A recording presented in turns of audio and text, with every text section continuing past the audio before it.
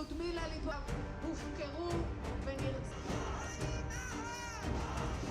Gaza में भले ही Israel और हमास के बीच युद्ध विराम जारी है, लेकिन वेस्ट बैंक में इजरायली सेना का लगातार हमास के आतंकियों से सामना हो रहा है। मोर्चे पर इजरायली सेना डटी हुई है, लेकिन देश के भीतर प्रधानमंत्री नेतन्याहू एक अलग ही जंग से दो चार हो रहे हैं।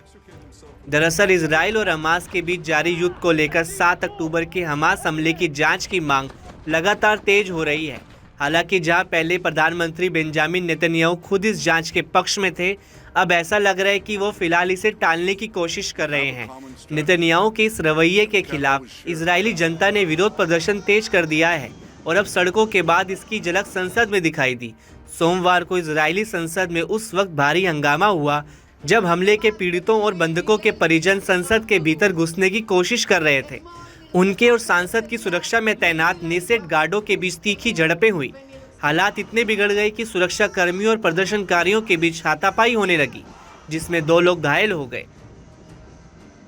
संसद में सुरक्षा कर्मियों ने परिजनों को अंदर आने से रोका और कहा कि सिर्फ 10 लोगों को प्रवेश की अनुमति दी जाएगी, लेकिन बंधकों और पीड़ितों के परिवार अपनी मांगों पर अड़े रहे और जबरन संसद में घुसने की कोशिश करने लगे।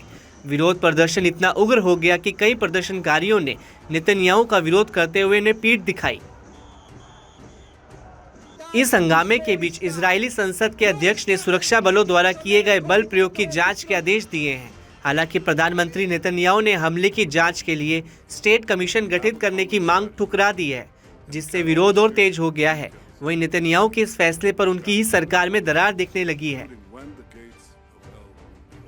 इजराइल के विदेश मंत्री ने नेतन्याहू के रुख से असहमति जताते हुए कहा कि उनकी पार्टी किसी भी स्वतंत्र जांच का समर्थन करेगी।